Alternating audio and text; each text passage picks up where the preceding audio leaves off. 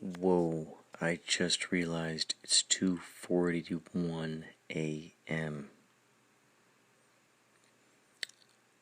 I've been up looking at all of these phenomenal photos of Jennifer Stockard, the ones that she created when we were at House of Blues when Yachtly Crew was there. I just realized that I got my radio show in the morning, or afternoon rather, 1 o'clock to 2 p.m. I got the radio show. See, this is true flying by the seat of your pants. You know what I mean? You know what I mean? The fun thing is, I won't have anything planned. I'll just talk about just the greatness that happened. So this is what's so interesting. So I'm looking through these photos, and there's a... Okay, I'll start with this. In the little room next to us with Jenny's friend, Brittany. She was on the bed there, and then next to us, there was a guy in a bed, and this wife was like sitting in a chair. It looked like she was worried for him. And he was wearing a Flash t-shirt. I thought, where was the last time I saw that? That seems familiar.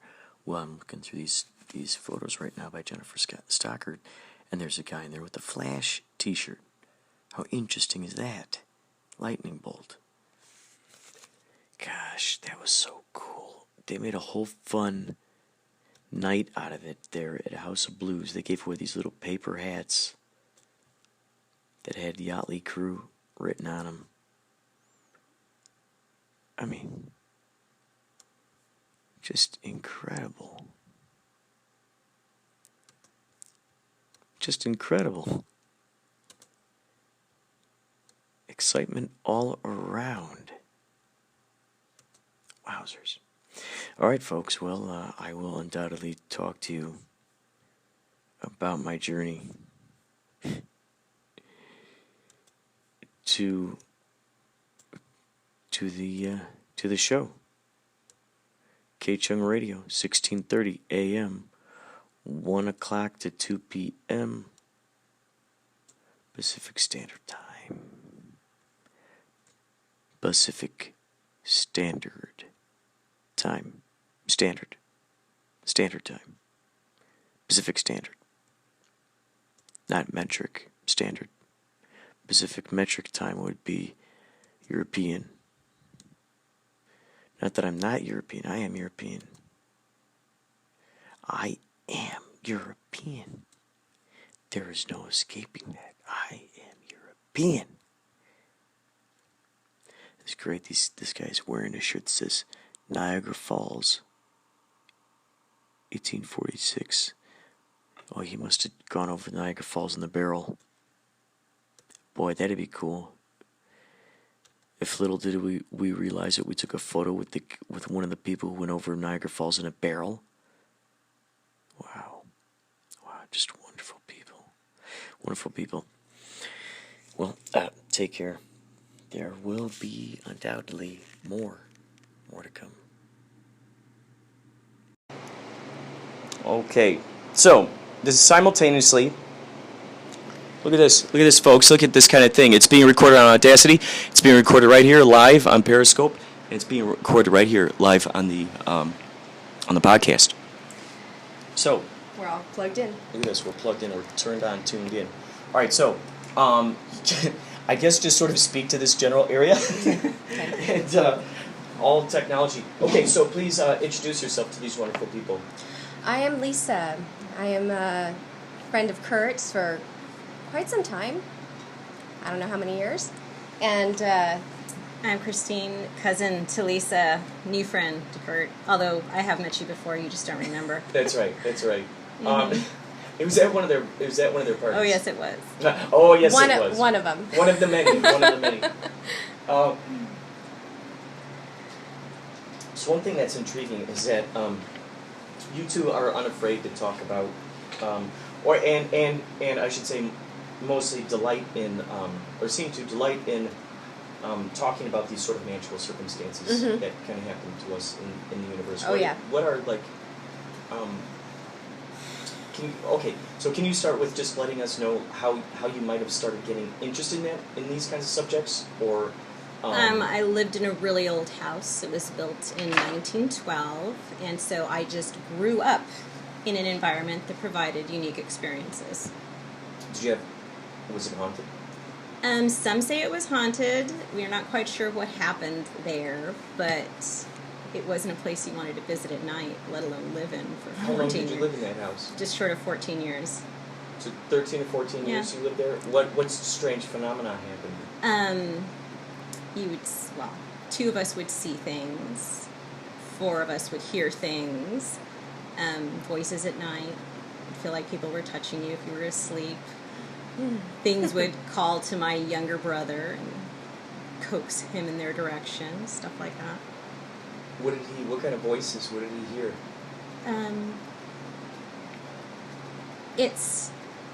I wouldn't say it's really a voice in that you don't hear it. It's something that resonates in your head, so it's talking to you, but you don't necessarily hear anything. And did you see things or did you hear things? Yes. Apparently, when I was really small, I described a man that kept visiting us in the house to my mom, and she thought I had an overactive imagination. I'm one of those kids. I started fully speaking before I was a year old, so she just always figured my imagination was running rampant. And I described someone I kept seeing in the house, and she's like, okay, it's just your imagination, your imaginary friend.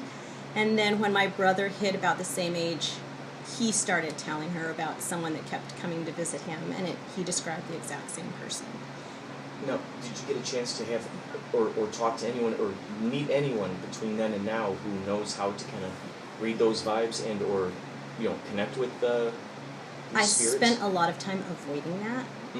So it's kind of like I realized really early that apparently there's more to me than I wanted, and I'm just going to tuck that part away. So I pretty much avoided it from most time. I think we were able to condition our brains to block that stuff out. So similarly to that, when I was really little, it occasionally would just come at night, like in the middle of the night, I'd see this green orb out of my window, and it would be getting closer to my window. Like it was still at a major distance, and I would get out of bed and tell my mom, and she would just say, just close your eyes and it'll be gone. So oddly, that worked. So I don't know, it was a few times that I'd seen this green orb, and I would just close my eyes and just wait a few seconds. I'd open it and it'd be gone. And I think it was me subconsciously conditioning my brain not to be able to see those things or, be aware of those things. Because I think as children, you're so sensitive to it. Like I hear Max say all the time, monsters and stuff, and always says there's something in the corner. It could be his imagination, but after what I've seen, I don't know. It could be. I just think that children are so highly in tune, probably because they just came out of, that realm that is so in tune with everything, and we just condition ourselves over the years because it's frightening to not be able to see these things. Playing off the person in the corner, when my son was about the same age I was, he described someone standing in the room in a corner, different house, different location, and he described the exact same thing I had always seen. The man that stood there watching him, wearing the hat and the dark coat, and would stare at him while he slept. So he had a hat, he had a dark coat. Was it tall? Tallish, slender. Not really a face, just a shadow. Not really a voice, but talks to him. But my son described to a T exactly what I had seen as a child. Wow. Did what kind of things did he feel that the messages that he was getting? He just wanted to know, was it normal?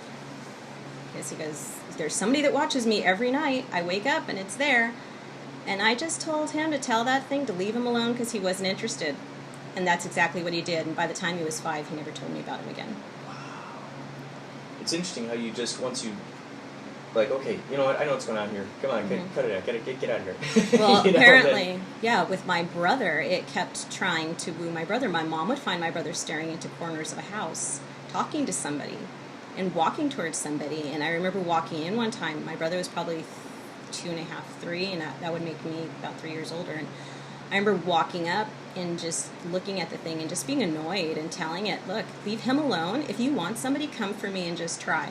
And that's the last time my mom ever remembers my brother talking to the corner. So the two of you actually saw it together.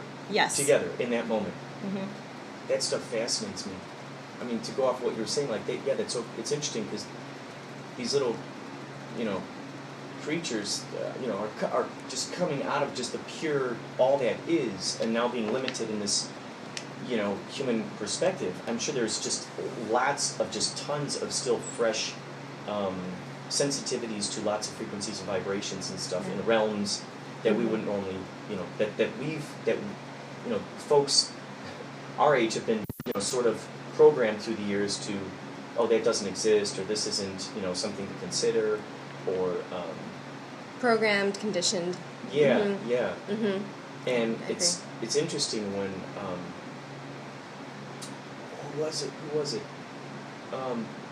Someone was telling me that they have a son, and they encourage them to talk to their imaginary friends. You know, it's not a threatening thing at all. They're just like, oh yeah, tell me about him. Tell me, you know, like, I want to get to know him. Mm-hmm. And I've had this thought in my brain for the longest time of thinking, wow, what if a parent could possibly, you know, if they just kept opening themselves up in that fashion of like, oh yeah, show me this, you know, tell me about your crazy dragon friend, you know, how funny he is, you know, maybe eventually the adult would be able to break through and actually see that frequency. From what I was told a long time ago by somebody who found out I had long-time nightmares, was that you're born able to receive certain, let's say, reverberations, and that you can learn to close yourself off to that or open yourself up to that, but you have to be born with the ability for whatever is out there to want to reach you, because they have to have an interest in you. It's not your interest in them. You're a vessel, so to speak. Yes. Mm-hmm. Have you, aside from those green orbs, have you seen anything else since then? No, but I have very lucid dreams, and I feel very connected to a lot of my dreams, and so that I feel I've had more experience with my dreams, and sometimes premonitions. Some of the dreams are kind of scary, and I don't think it's a premonition, but I've had those kinds of dreams. So I feel like I'm always trying to evaluate, like, what could this, and I'm sure, I know there's books out there, but yeah, well, for instance, if I may. Yes.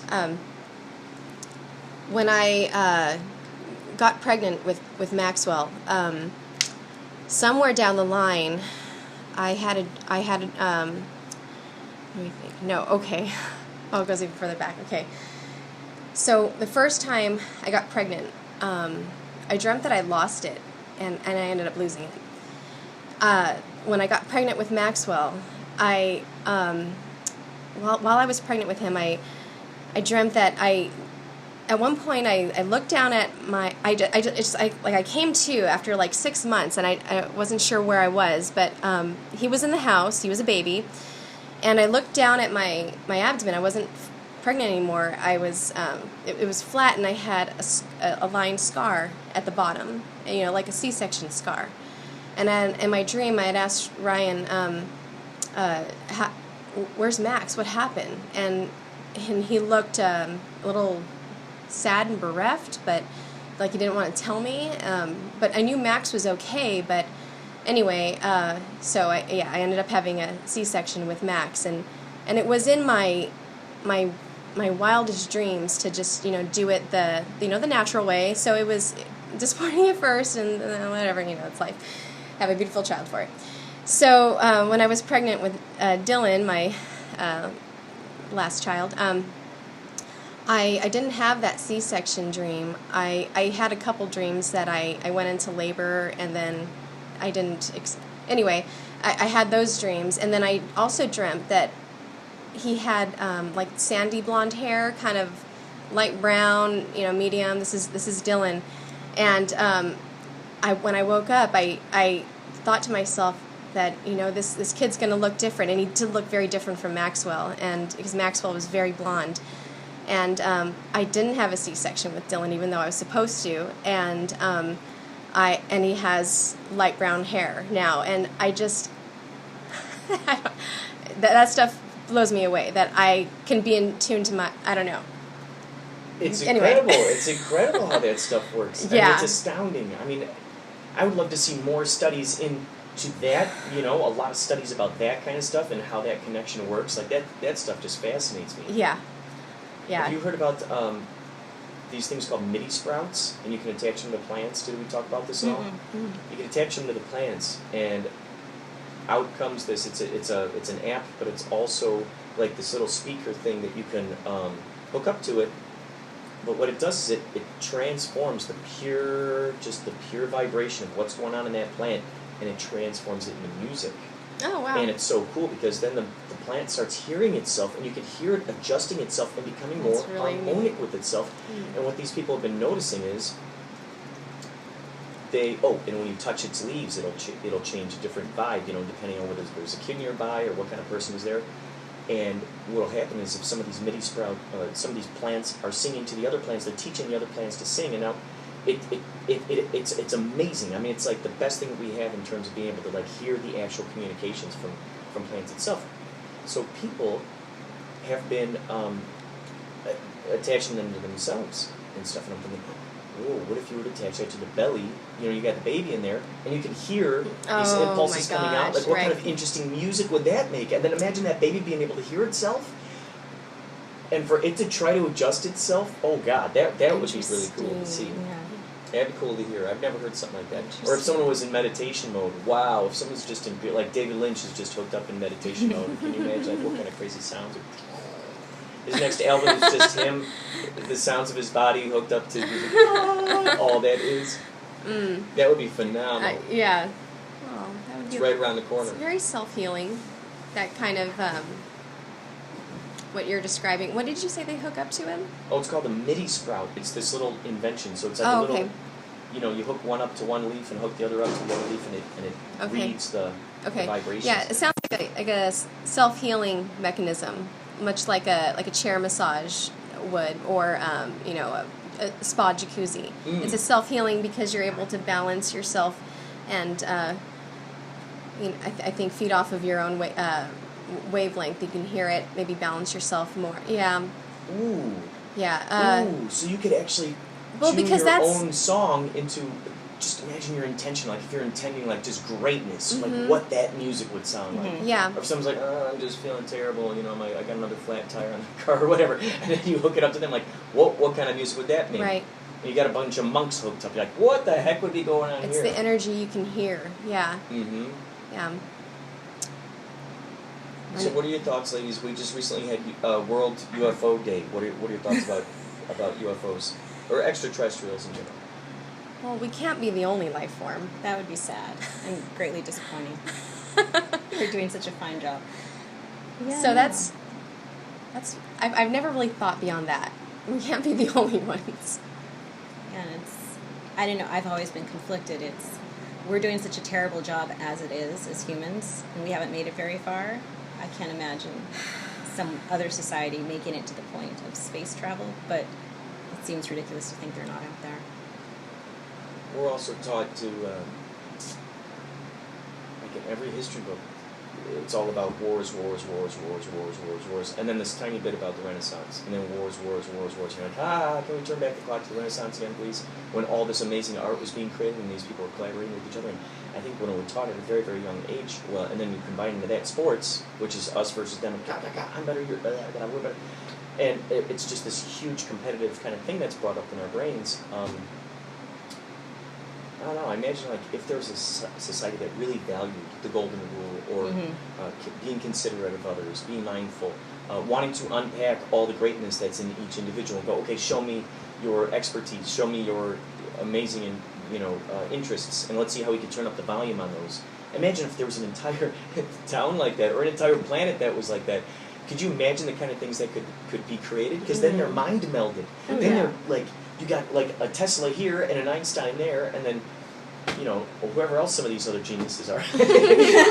And you plug them in. Could you imagine the kinds of things that they could create? Well, it's like children. They're geniuses until they're told they're not. Yeah. Oh, yeah. You know? Yeah, it's deep. But People true. wonder True. why their kids are, as I've called them, lumpy. It's because you told them they had to be. You didn't believe in them when they were babbling about all their greatness. Well, it's great too. Like as long, you know, I'm thinking if there's that aspect of being taught of give and take, and you know, everyone gets their turn on the ride kind of thing. Like everyone cannot be king of the hill all the time. You know, it's like, come on, dude. Like you've been there like 30 times. Like let someone else be king of the hill. Just, you know, just pretend you can't get up there. Then it gives people that hope that, oh, there's a chance. You know, oh, cool, there's a chance. And it just feels so. Out in Chicago, when I was in these improv groups, I learned yes and. I learned give and take. I learned about ensemble, true ensemble, where everybody is listening to what everyone else is, and then they're taking those little pieces and building upon it. And it was just such a joyful thing because no one was sticking out going, oh no, you know, everybody look at me, I'm the cool person. You know, they were all busy going, no, this is the cool person, no, that's the cool person. And when everybody in there is doing that, oh my gosh, things can just elevate. Yeah, it drives me nuts because my children typically would be considered atypical because I raised them to be young people, not children. They've learned that they are one grain of sand on an entire beach, and you're going to build what you want out of life, and you are what you think, so don't complain. Right. But right. When they're around those other people that are all about me, they kind of don't know what to do because they don't understand that point of view. It must be very. Do they talk to you about this? Do they ever say, you know, like, oh, I've been coming across a lot of people lately that are just, you know, me first kind of attitude. Oh yeah, I mean they're get middle out of my way. schoolers right now. Middle schooler and one just graduated from high school, so they talk to me. But it's kind of, you get hurt more because you aren't so self-centered. But in the end, they'll be better for it. So I think too. This Mr. Rogers quote popped in my brain where he says his mom was always telling him, find the helpers. You know, if the other kids who are in that mindset of being cooperative and, you know, sharing and, oh yeah, cool, we're all in it together, we're just to simply look for the others who are of that mindset, oh my gosh, then there would be much less energy having to worry about, you know, battling some kind of, I don't know, lowest common denominator kind of mindset. Get out of my way. And then now what happens is that as a result, by these other kids, I think, meeting up with each other and go, oh yeah, we're all helpers, oh yeah, cool. That becomes now seen by the rest of the little micro populace there, and goes, wow, they look like they're having a lot of fun, and they're always laughing around each other. No one's ever bonking each other on the head. They're always trying to find some fun, you know, thing to synchronize. And similarity, all three of my kids, they are the biggest homebodies because they need to check out from society and recover from their surroundings regularly. So where most kids are running around busy trying to be with everybody else, mine want to just stay home and relax and remove themselves from that energy that they've had to be surrounded with for the week. So it's kept them good. Do they ever teach these aspects to other kids at school? No, they just kind of, I've taught them to see themselves as individuals, and that as soon as they start... They do own their individuality as an outsider. I see that. They totally own their individuality. So they don't really share much because, as they've said, everybody else is just a child. So, oh, wow. How old are they? 19, 14, and 11. That is so cool. would lean out of their baby strollers and ask me what was wrong with the other children. So Whoa. They just kind of drift in their own, and they've learned to look for quality people. But I do notice they're highly affected by the energy that surrounds them. It makes or breaks them. So they do need to check out and relax. I get that. Their father doesn't really get that, but I get that. I do. I can imagine being a massage therapist, like, just how many vibes you're getting. I mean, because you're... It's like putting your finger in the freaking electrical, you know, like what kind of vibe is coming out of there. I can only imagine just all the different people that come through there. Well, we're taught to ground ourselves before we touch our client. So there's energy work, and that's why you feel so, zapped at the end of the day, is because you've dealt with a lot of, neuroses and different personalities. So you're taught, or at least I practice to ground yourself. Just remember who you are, remember that you're the vessel, and you just kind of, well, this is something I took for like a few hours, this training, but you're just the vessel, and you're just kind of, I don't want to say calling to a higher being, but you're just sort of channeling, like, I am your vessel, help me heal, yada yada. But anyway, it's about grounding yourself, and I've had clients come in that have lifted me up from like a relaxed state where they're just talkative, and we just have so much to talk about, and then I feel rejuvenated, I feel revived. And there are clients that I see regularly that they seem to complain about almost every aspect of their life, and it really there have been times where it's affected me, where I've my brain is working overtime. How do I get rid of this person? But then I've learned, you can remove yourself, and you can just keep it, keep your energy in. You don't have to let anything in or out. So that's helped me deal with sort of that exhaustion. I still can get exhausted, but I really feel like I've gotten better at the grounding. And Did you ever meditate? It's really hard for me to be able to sit and blank out my mind, but I used to take yoga a lot, and when I do my yoga, I feel like that is my meditation.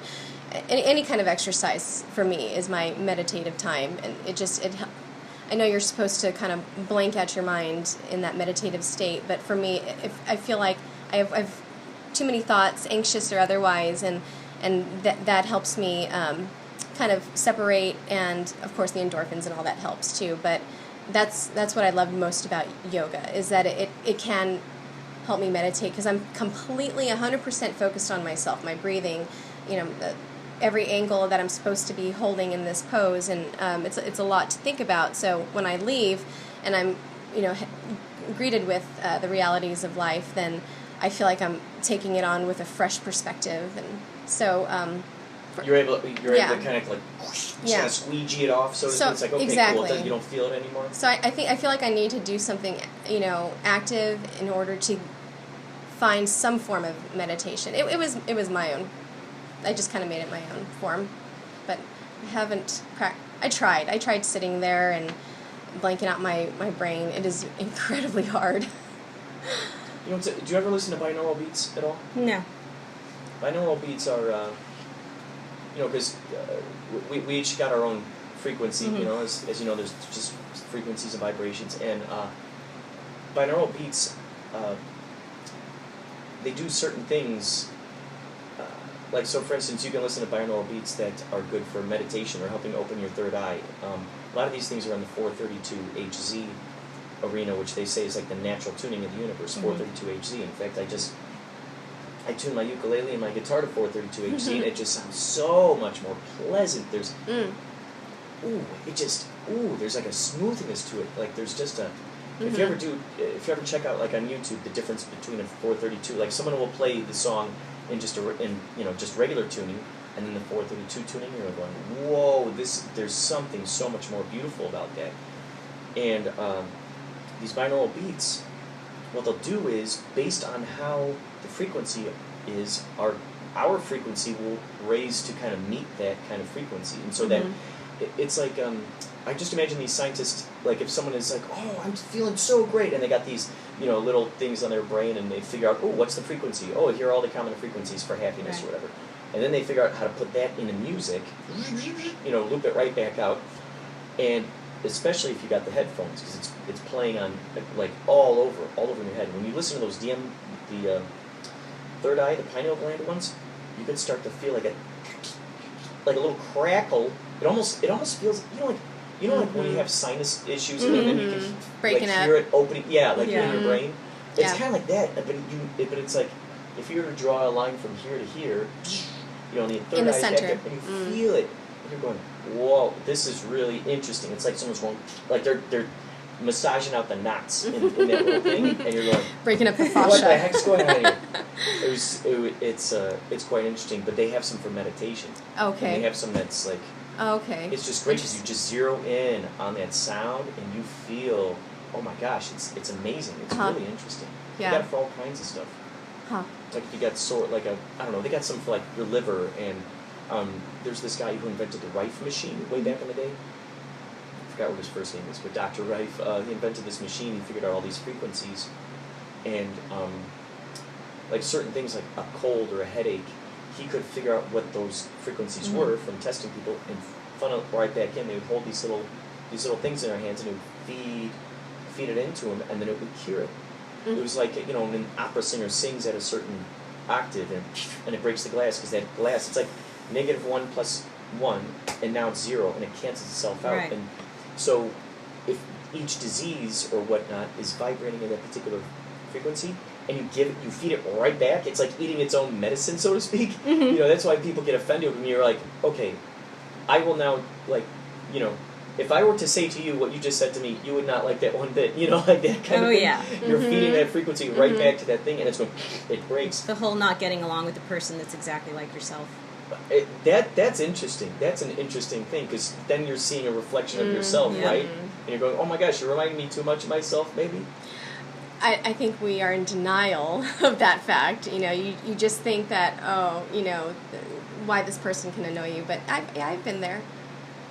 I don't know. Yeah, I don't meditate at all. I've trained myself not to have a calm mind. That's how I get through it. I need the noise in the background. Do some people are more productive when they hear things moving along? Like people who live in the country, they can't. If they stay in the city, there's no way they can sleep. Someone who lives in the city, they try to go sleep in the country, they can't do it. It's too quiet. Do you appreciate more of the I just like things quiet going on? surroundings. I just can't have quiet in my head. Oh, gotcha. What do you think is most, or what's most valuable about having a lot of stuff in there? It's kind of like white noise in my head. If I have enough going on, it kind of blocks and, I guess I would say, mediates everything. Are you talking about various projects, or like things that just you got things going I'm on thinking of, things I'm feeling, things that are happening. Distractions. I need it spinning, so it kind of creates a white noise in my head, so I don't fixate on just one thing for too long. But it goes all the way back to being a kid. I've learned I just need to keep my head full. Mm-hmm. I think if you tried to meditate, you'd cry and your brain would explode. Especially in that order. Probably, yeah. So I thought it'd be cool to read from this. This is Convoluted Universe number 5. I've not even read any of this. All right, so it's between. Let's see. Give me a page between. Give me a number. There's some art here. 382. Oh, 382. That's good. Yeah, because there's about 500 pages in here. I estimated. Okay. All right, so let's see. Just for kicks, how about if you can read page 380. What would you say, 382? I said 382. Yeah, okay. So just read 382, and let's see what comes of it. Let's see if it relates to anything that we've got going on here. I was trying to get her to go somewhere and see a past life, but she was enjoying this. C. I wonder who C is. Oh, so D it's would kind be of like Dolores. it's a play. Client and Dolores. Okay. See how bright so the client. See how bright I can make the blue colors coming down. It's gorgeous. And every once in a while there are little flashes, clear white light that comes in. Looks like a flashlight. It's me. I'm sending out these waves and lights. Dolores. Do you get the feeling you're by yourself, or are there others with you? Client. I feel like I'm by myself, and yet I'm not alone. But there's really no sense of, there are no voices or sounds, ... although there could be. I have the feeling that other energies can create the same thing. It's a wonderful feeling. Peaceful, quiet. Like you're part of it and you're surrounded in it, not thinking. It's just letting it come and go as it wants to. Dolores. Could you direct it if you wanted to? Client, I think I can, but I don't feel like doing that. Just letting it be, like waves of ocean coming over you, or the wind. Dolores, just a part of everything, yes. Do you feel like you've been there a long time or what? Client, yes. I feel like it always has been something like this. It's always been something you can touch into and feel. I knew I had to move this somehow because, so this is her narrative. I knew I had to move this somehow because she was quite content to stay there. Dolores, but you don't have any desire to go and do anything else. Client says no. So you don't have any body, you don't have a body of any kind, do you? Client says no. There's no body. It's as if the colors and the waves and the patterns are what you are. You know what it is. You know what you are. You know there's no limit to it, no restrictions. It's like you're suspended, but you're not suspended. It's very hard to explain, Dolores, but the main thing is it's a good feeling and you can use it if you wanted to. Otherwise, it's just a good place to be. Wow, how interesting was that? You talked earlier about you can see the lights, right, growing up. Huh. Yeah, so interesting. So she's in between physical forms. So would she be in the beyond, past life the realm of beyond, maybe? I think so. So she was that light, apparently. Maybe in what they call limbo. Limbo, her transition. Right. Well, I'm wondering now, like, how do you feel that relates to your experience? Oh. Because it sounds very. Because she was saying that she was that light. Wouldn't that be interesting if that was another aspect of you? If that was me that mirrored back. You know, I can't say for sure whether or not that orb that I experienced felt threatening or otherwise. It was green. I don't know what that relates to. I've actually tried looking this up, and I don't get too many answers, like just, online searches. I can't find anything quite similar. I can't remember what green means, but I think it was just not knowing what it was had frightened me, and maybe it was something that was supposed to happen in order for me to be in my total consciousness and let go of that realm that I came from. Maybe it was a closing portal. Ooh, I don't interesting. know. How big? Okay, so in your mind, I'm trying to envision in my brain. First of all, can you please sort of set the scene? If we were like looking at this as a movie, what? Well, the room that I was in, my bed was near the window. I could see right out the window, laying down in bed, and I think I would wake up and I would see it out of the window and deep into the sky. It was about the size of the moon, and I knew it was getting closer because it was getting larger. Just that depth perception. I knew it was coming closer, and I just remember getting out of bed and going to my parents' room and telling my mom, and she just this is way too real in my memory to be just a dream. I know that. I wonder that sometimes. Was it all just a dream? But why is it in the forefront of my mind all the time? So, how many times did you have that dream, would you say, over the course of your life? Oh, if it was a dream, which I doubt, I don't know. It was a few times. It was like 3-4 times max, I think. Do you remember being awake, or do you remember mostly, or are you I uncertain? thought I was awake. So you thought you were awake. So I'm certain I was awake. So was your feet like facing the window?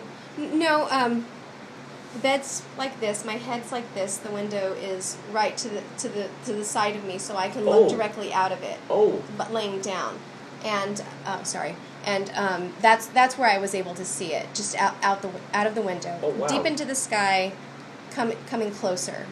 How close would you ever dare yourself to see how long you could sit there and see how close I never it tried. could get? I never tried. What's the closest that you felt like? What's the closest that you felt that it did get? Not close enough. Maybe it's really hard to say approximately how far it could have been, because it could have been miles and it just looked closer. I don't know. because, if it was huge and, if it was about the size of the moon and it was that large, I don't know. I didn't let it get too far, and part of me regrets that. So did that only happen while you lived in that house, or did you tend to experience... I didn't... That was, I think, the extent of anything I would consider paranormal. Anything else that I've experienced has been in my dreams, just lucid dreaming, sometimes premonitions and dreams that come out later. I experience a lot of deja vu. What's the most recent one? The other day, I was with a client, and he was turning over, and in that moment when he was turning over, I felt like, okay, we've done this before, and I felt like I was anticipating when the next thing came, it felt familiar. When the next thing came, it felt familiar, like our conversation, where it was going. It's kind of annoying, actually. Wow. Wow. Like all that familiarity. Yeah. Mm-hmm. What was the last deja vu? Do you experience deja vu as well? I get deja vu a lot. I just, like I said, I've trained myself. Okay, so early on, I knew that if I let myself be open, I would get more than I wanted. So therefore, I've trained my mind to stay busy and closed. But I would get deja vu a lot. I used to be able to predict relatives passing before they passed. I would dream about car crashes 3 years before it actually happened, and it happened exactly the way it stated. Other, things that just would not me. But one thing I found through all of my deja vus is I will have a deja vu episode, and I'll know in that moment that I can do something different. And the next time... I try to break the cycle, you break a cycle. Oh, that is cool. I may have deja vu the next time, but it won't be exactly like the 15 I had that were identical prior to it. Ooh, so when people cool. say you do steer your fate, I believe you do.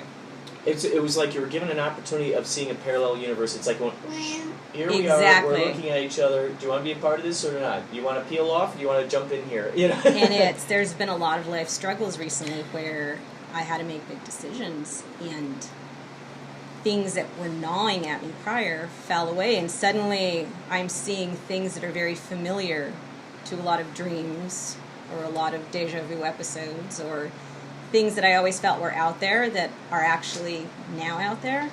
So it's just been odd.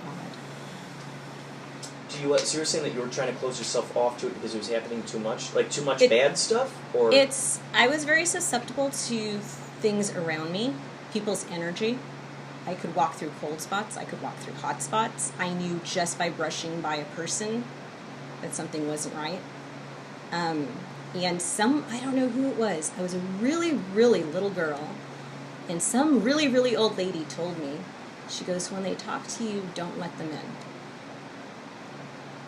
And I know I wasn't even school age when that happened. Whoa. But I know afterwards, growing up, I would talk to my mom about it, and my mom, when she was young, used to see things and hear things and have things visit her at night also. What kind of things did she say? It was the same thing. It was voices. It was people wanting to get in, people wanting to be heard, but they don't want you to hear them. I would say they want you to more carry them.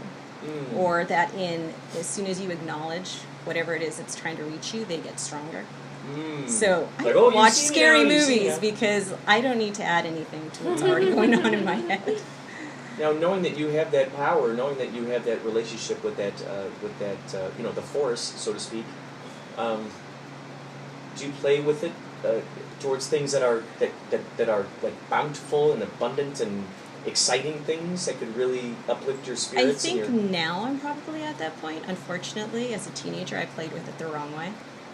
You could easily recognize someone else's weak spot, and it was almost a game of how quickly can I break that person. And then you realize, oh, this is a bad game, maybe I should stop. But I don't know, it's different. And even as an adult, you meet people, and you can tell who they are instantly. They don't need to say anything, You can make up your mind right then and there. You're done. You know who they are. And I've found that oftentimes I'll meet adults that instantly dislike me, and I'll know why. It's because I'm on to them. I was just going to say, they avoid me like the plague. Yep. Oh, yeah. Oh, yeah. Others start telling me their life stories, and it's like, oh, please stop. Like, I have enough going on in my head without adding yours, but there are some where instantly they dislike me, and they do everything they can to stay away. Oh boy. Like, this one's going to be able to see through my magic tricks right away. Exactly. So would you consider, because I'm thinking that you are, I mean, would you consider yourself clairvoyant? I think With all when I these was experiences, younger, had I been with someone who could support me, possibly, and I know my mom was the same way. She was saying, she premonitions, different little things. But when people started dying in my family, and I always knew beforehand, the day before, or I'd wake up in the morning and know who passed, that's where I wanted it to stop. Oh, right, And right. so I walked my little bottom to the library, and I read up on it a tiny bit, and they said that the longer a child stays innocent and open, the more you're going to be tried to be reached. So I kind of started overexposing myself to things to kind of dampen it. But I stay mentally busy. I have a hard time in crowds. So when I go into a crowd, I have to be ready to be in a crowd. When I meet new people, I have to be ready to meet new people. I just can't be bombarded with people, ever. So I look like a recluse, but I'm not. It's just people are exhausting for me. Well, because of your hypersensitivity to their energies. Yeah. Yeah. And what's phenomenal about that, knowing that you have that amplifier aspect to it, I'm certain that when you meet those that are tuned into sort of, I don't want to say the superhero mentality, but like that idea of like, hey, we're the good guys, like we're trying to help bring we're trying to open up the doors here and bring the light back in. Do you feel that much different vibes with those kinds of folks? I've met a lot of people that think they are somebody they're not. And like they're trying to put on a character they're or something? putting on a character, they're projecting an energy because some people are believing that energy. But it's usually the quiet ones that aren't projecting that are the most important ones. So I just stick to myself and watch from the periphery. I love people watching. People watching is my favorite sport. And It's always fun to try to figure out, well, okay, what's the relationship with these folks? How do they know each other? They meet each other for the first time? Are they related to each other? What's going on? I'm pretty good at that game. Yeah, I also like eavesdropping. Listening to their conversations, like you just said, yeah. Oh yeah, it's great, because especially if you walk through it, it's like a radio dial or something. You're like, oh yes, tuned in here. You stole my sandwich. You're walking over here, man, I can't believe my car broke down. So you hear all these different things. Oh man, it's so interesting. It's so interesting. My friend Jenny and I would play a game and we would go out, back when, we had zero responsibilities and we went out almost every night. We'd, go to a bar, whatever, restaurant, and sometimes we would play the game of the people in the distant, corner. What is their story? And their story is good. Yeah, what is their story, and what are they saying to one another? And it's not that we're trying to make something up, like we're just throwing in silly. No, we're really trying to figure out their conversation. Oh, cool. Oh my god! I went out with a girlfriend 2 weeks ago for the first time in a while, and we're sitting at a bar, and I noticed this guy's looking at her, and she kind of knows him. She can't remember his name. He's looking at her like he can't remember her name. So I'm like, go talk to him. Ask him 5 things. You'll know everything you need to know about him. She's like, I can't. I won't. So he comes to talk to her. And they just, chat a bit and disappears and chat. And it was getting tedious. It was getting monotonous. I was like, okay, somebody needs to say something. So he walks up about the 5th time. And I totally lied through my teeth. But I'm like, we were talking about you. And we were wondering what kind of really uninteresting job you have that makes you look so professional. And what service were you in? Because he had a high and tight haircut. And he's like, well, I was in the military. I'm like, well, that wasn't a question. I'm questioning what service you were in. So he told me it was, we said something about water, and he flinched. So I'm like, okay, it was the Army. And I go, but you haven't answered my question about your unimportant job, or at least you see it as being particularly boring. He's like, well, what would make you say that? He goes, I look professional. I'm like, yes, you do, but you're understated. Your collar is pressed, which tells me you still are stuck to your military background. You're presenting yourself as somebody, but you're not mentioning one thing about yourself, which means you don't think we would find you interesting if you did. And he's like, okay, I'm a property manager. I'm like, there we go, an interesting job. It's awesome. But those are the games I used to play with people. Within 5 questions, just feeding off their energy and their reactions to fun. little weird questions, I could make it sound like I knew everything about them, Wow. down to their deepest, darkest secrets. It was fun. Fun for a while. So did they know each other or no? They had casually met, but neither one could remember enough about the other person to like want to venture into a conversation. So after that, they started talking, and well, it was a good night for both of them. It's so intriguing how that can happen. How you find yourself sort of becoming like this, human behaviorist or this social scientist. You're like, okay, let's see. Look at this chemistry over here. Let's see what happens over here. It makes me good at my job. Uh-huh. Oh. What's your yeah. job? I am a special education teacher. So being able to read people in a moment of crisis, I'm very good at my job. Yeah, you're always on that edge. It sounds to me like you've been through the Jedi training of having to deal with chaos, and so no wonder that you got to have that white noise, because you really got to be very sensitive to those things. I used to be a substitute teacher, and sometimes I would substitute teach for. Let's just say I would much rather prefer to not be in the ones where the kids are swearing at each other and throwing things at each other. I've been in those kinds of classrooms, and it's like, whoa, you 6 kids are like far crazier than any 40 kids that I'd ever have to be in front of, and you guys just won't stop screaming at each other, and I'm trying to be nice to you, and you're screaming at me, and it's just like, oh my god, let me go over here to these special ed kids where they're just coloring all day, and we can we can make robots and stuff together, and it's just going to be a blast. Let's glue something. Yeah. Break out the Scotch tape. Let's all be happy. Yeah. Oh my gosh, that was always fun, watching how those guys would interact with each other. Now, this is what I would love for you to do, is to read a page out of here. Okay, so call out a page between... 107.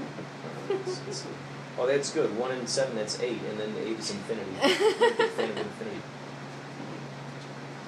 Never, not a fan of infinity. There we are. Okay, so let's just see how this relates to you. So I think it will. Well, let me see. I'm going to read a portion. You can start at the top. So what is the next step? This is Dolores. Can they tell you anything about it? The client. There's a group that will appear in front of, and they will talk to us, but it is a different location. It is up to the top of the dome, floating in the top like golden light. Dolores. You've never been there before. The client. No. My group really wants to go there badly. We know where it is. We know we won't be there, and that's where it will go next. Dolores. Like a graduation, she said. Yes, the first time you get through the challenge of this lifetime, and the most of the people in the lifetime of Amber will be from this group. The client. Not most, just a few select. Then they will be there, reminders that I am in the right place, doing the right things, and giving the right direction.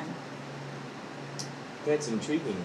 So I would say I do believe that there are people out there in between. Mm-hmm. But I think those are the left behind. The left behind. What do you mean by that? They didn't go someplace afterwards. Mm-hmm. They're left lost. behind. It's like those voices, or if you've watched scary movies, the people that come out of the walls, the echoes in the chambers, the cold spots in a warm room. Yeah. It's interesting. There are people that have been left behind. That's one of the things that in these past life regressions, what'll happen is, there'll be someone who has just this ache in their back, their whole life, just this ache. No one's been able to figure it out. Well, she takes them back to let's say medieval times, and they're chopped in the back with an axe or something, by some enemy of theirs or something. And so they've held on to that grudge this whole time through all these different incarnations throughout the years. So that's why this person just has that. And then once Dolores is like, okay, just leave her alone now, and you can just let go, and all of a sudden the pain's gone. It's crazy. I have to interject. I was just having this conversation yesterday with my lovely coworker Catherine. She's really into energy work, and she was telling me about one day she was massaging this lady, and this lady was talking about her low back pain that she can't get rid of, and I don't remember all the details, but Catherine was telling me that she had this vision with this woman, and she's not even a past life regressionist, but she had this vision with this woman where something happened in her low back. I don't know if it was an injury or if she broke it or something.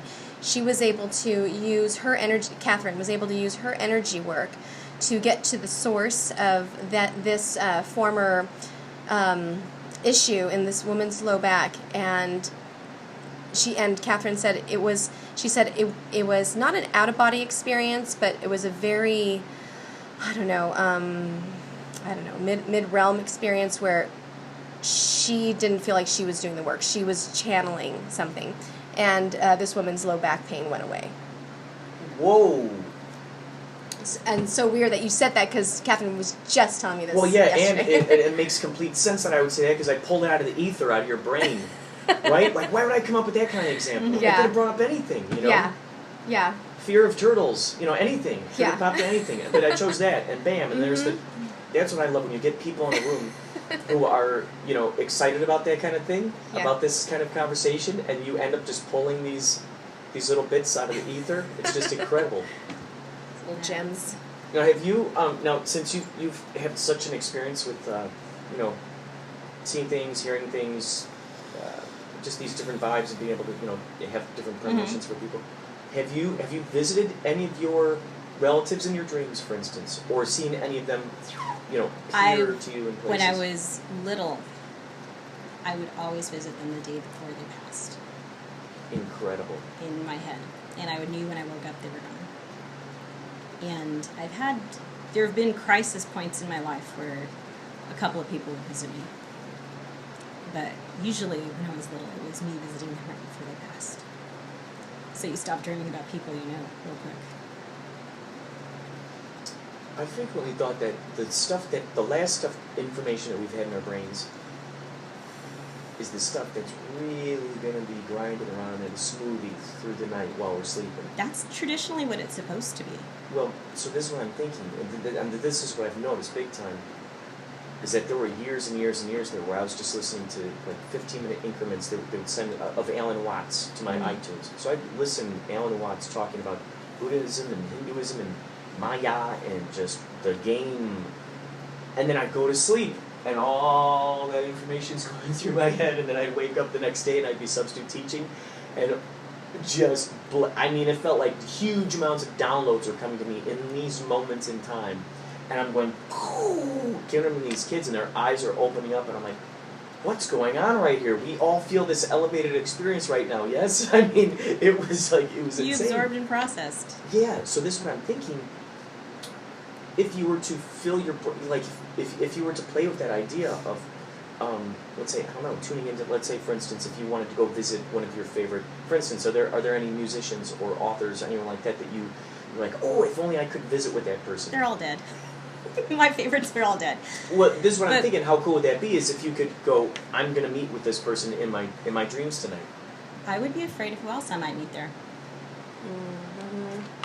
I've done very good at closing myself off to a lot of things. I live in fear of opening back up. The interesting thing is that there's good stuff too.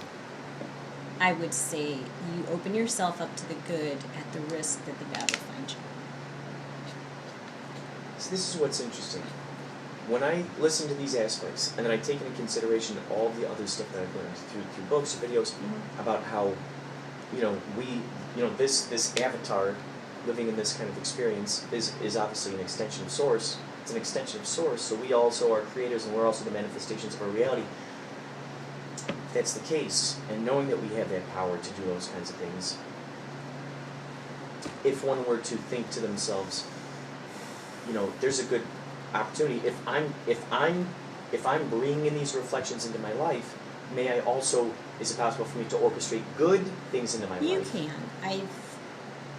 I've had a lot of ups and downs in life, and I know that when I've been my most vulnerable mentally, I make sure I stay very in the white noise and very closed off and very busy. But there are other times where things were going great. I'd relax. I'd start reading about things. I would kind of be more willing to kind of open myself up to the possibilities of stuff.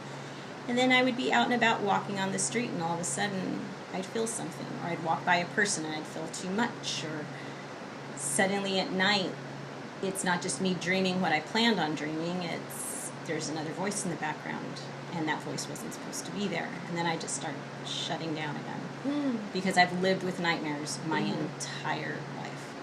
Wow. And that's my daily, is nightmares. So I can only imagine what it's going to be if I tried to open myself up. That'd be bad. I'd be a mess. I'm wondering. I'm sure there's some kind of training for you to be able to control that aspect, because I feel like you're being assaulted with this stuff when you may be able to learn some kind of like self-defense with it. I mean, I guess your white noise is part of it, but I feel like there's something more that you could do to be able to deflect, like someone who goes to the batting cages and can just... Well, what's interesting, you're saying this now, and you just, this popped up into this eye right here. Something that you said earlier was the fact that you just tell them, get out of here, yeah. right? Mm-hmm. So when I was little, that's Yeah. what I always said was... Yeah. If I knew my brother was talking to corners again, I was always, you come to me and leave him alone.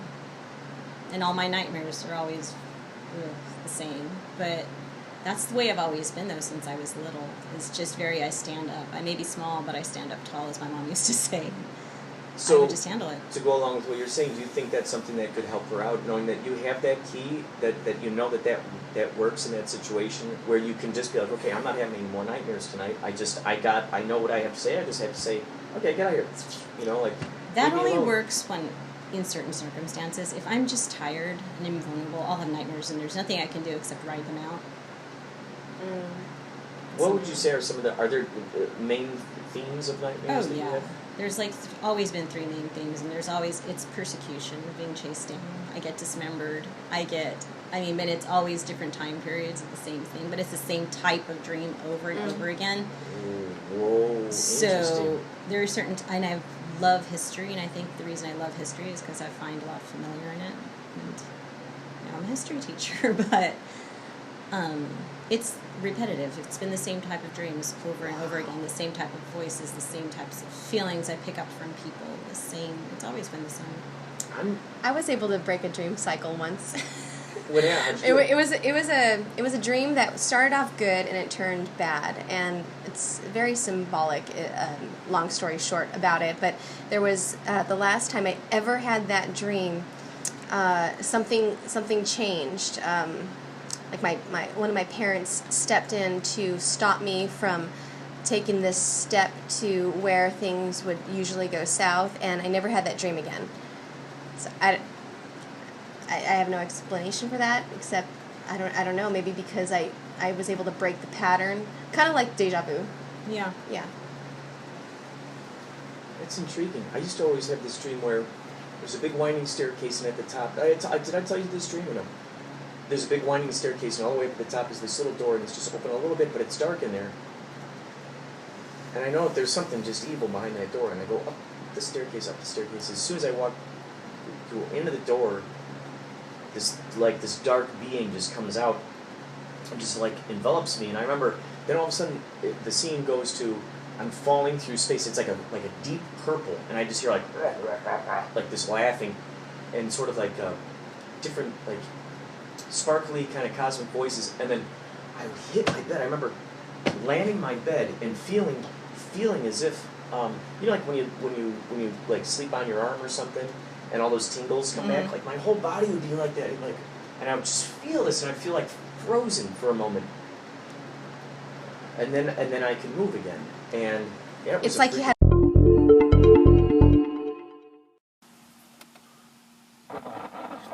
Hello, computer. Hello, computer. Please give me Inspirado Projecto on my radio dial. Computer, do you receive this transmission? I repeat, I will submit my request to the computer. Hello, computer. Are you there? Can you hear me? Please tune in to Inspirado Projecto.